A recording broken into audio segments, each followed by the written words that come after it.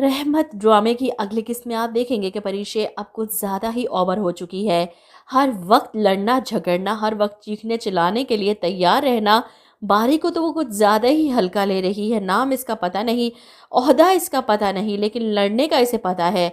और बारी अब इस लड़ाका लड़की की बातों को इंजॉय करने लगा है, इसलिए तो जानबूझकर अपनी पोजीशन इसके सामने नहीं लाना चाहता। वहीं रोमैसा का छोटा बेटा समीर इसकी अपनी बहनों के साथ काफ़ी अच्छी बनती है। अलीज़े की व्हील चेयर के लिए बाहर सहन में एक स्लाइड बनाते हैं और अलीज़े भी बहुत खुश अपने हाथों से पकोड़े और चाय बनाकर लाती है। सब मिलकर खाते हैं, एंजॉय करते हैं। और जब रुमैसा को पता चलेगा तो वो फिर से आलम साहब को शिकायत लगाएंगे कि लड़कियां जानबूझकर मेरे बेटे को पढ़ाई से दूर रखना चाहती हैं, मुलाजिम बना कर रखा है इन्होंने। बहरहाल परिशे की नौकरी से रुमैसा बेगम को बहुत ज़्यादा तकलीफ़ हो रही है। वो तो चाहती हैं कि जल्द अज जल्द इन लड़कियों की शादी हो और जान छूटे। अलहदा घर में रहने के बावजूद भी इसका पूरा ध्यान उस घर में होने वाले हर काम पर है। वहीं अलीज़े के समझाने पर परिशे अब बारी को ऑफिस में इग्नोर करने लगी है। इस बात पर बारी को काफ़ी हैरानगी होती है कि हर वक्त लड़ने को तैयार इसे इग्नोर करने लगी है।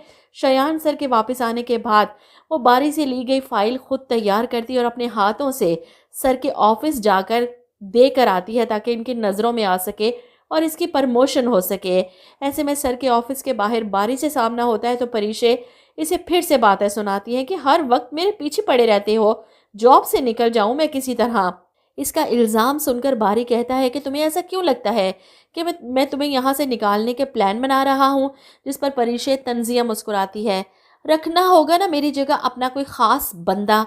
परिशे की बचकाना बात सुनकर बारी को हंसी आ जाती है। ये लड़की इसे काफ़ी इंटरेस्टिंग लगी। वहीं दूसरी तरफ रुमैसा के पेट में मरोड़ उठ रहे हैं।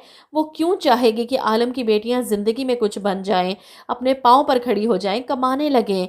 इसलिए फ़ौरन हाथ पाँव मार कर कोई रिश्ता तलाश करती है जो कि परिशे के जोड़ का भी नहीं था और आलिम को अपने साथ मिलाकर रिश्ता लेकर पहुंच जाती है अम्मा जी की तरफ। आलम भी अपनी माँ जी से कहता है कि हम परिशे के लिए रिश्ता लेकर आए हैं, बहुत ही अच्छा रिश्ता है। लड़के के बारे में सुनकर जुबैदा बेगम को दुख होता है और वो फ़ौरन इनकार कर देती है कि मैट्रिक पास लड़का मेरी इतनी पढ़ी लिखी बेटी के लिए। इस बात पर रुमैसा हंगामा कर देती है, तुम्हें किसने कहा था कि अपनी बेटियों को इतना पढ़ाओ लिखाओ, लड़कियों को कौन पढ़ाता है।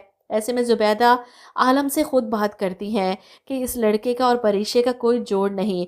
जवाब में आलम साहब अपनी दूसरी बीवी की ज़ुबान बोलते हैं, तुम जानती भी हो ये जो ज़्यादा पढ़ी लिखी लड़कियां होती हैं, जॉब करने वाली, इन लड़कियों के रिश्ते नहीं आते। तुम गनीमत जानो कि ये रिश्ता आ गया।